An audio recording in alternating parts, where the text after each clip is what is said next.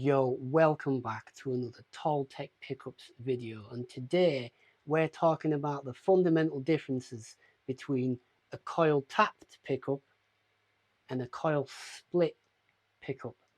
They're not the same. Here's why. So here we have an example of a single coil bobbin that we are going to make into a coil tapped pickup. Essentially what it means is we're getting a single coil and we're going to try and build two kind of pickups in one. To do that, we solder a third eyelet here. So we have a start, we have what's known as the tap, and then the finish. And the method we use for that is we wrap our coil wire around here for the start, and we wind to a designated number of turns to achieve a DCR output that we've predetermined. So we want to wind 10,000 turns for the whole unit, but we're going to wind 5,000 and then stop at 5,000 and then break the coil wire and wrap it around this. This is the tap eyelet. Then we're going to reattach the wire through this eyelet and continue in the same direction another 5,000 turns to reach the 10,000, and then we break off to our finish here. Now what we're going to get then is we have our start wire, which is going to go to our ground when we install. We have our middle tap, which essentially once we solder a wire on there which will go to a signal out to a switch, let's say, we're joining those two, and then we've got our finish which will go off to another signal. So we've got two signal wires and a ground.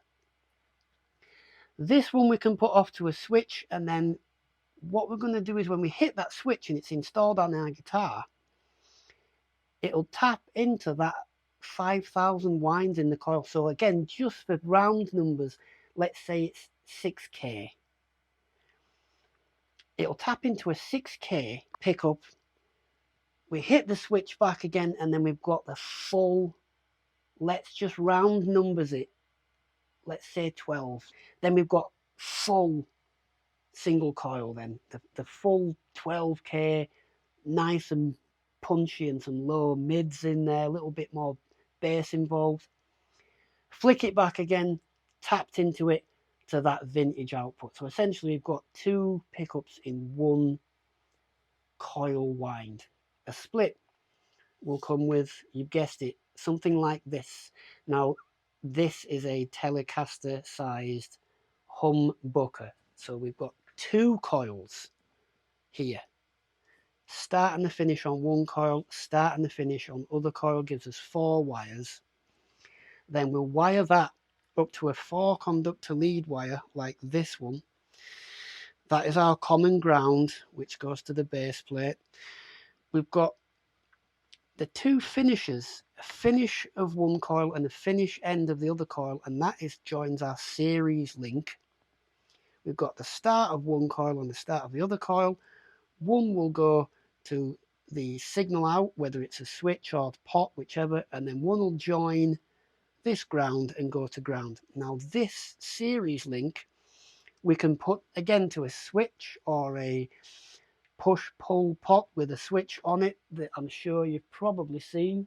And then like on the tap, when we flick that switch, this is then, it's going to split the coil into the whole humbucker. It's going to split. So essentially it's going to send one of these coils off to ground. See you later, coil. Off you go. See you in Groundsville, coil. See you in Groundsville. And it's going to leave one coil active. So you've split the two. It's never a true single coil sound when you do this, for reasons we could make another video on. That's another story. So once more, for those of you in the cheap seats, you were too tight to buy the premium tickets, so you're right in the bleachers. I've got to shout this at you. This is a coil tap. Start, wind, tap off, continue, wind, finish. This is a coil split. You don't coil tap this humbucker. You hit your switch with that series link off, you've split one coil, you hit it back, you've got the full humbucker. And that is the difference. Different terminology. Get the correct terminology, you get your life right. Like if you like if you don't like. Always encourage you to just, when you trip over yourself, just lean on that subscribe button. Like, subscribe, some comments, and that here, that's easy, innit, baby?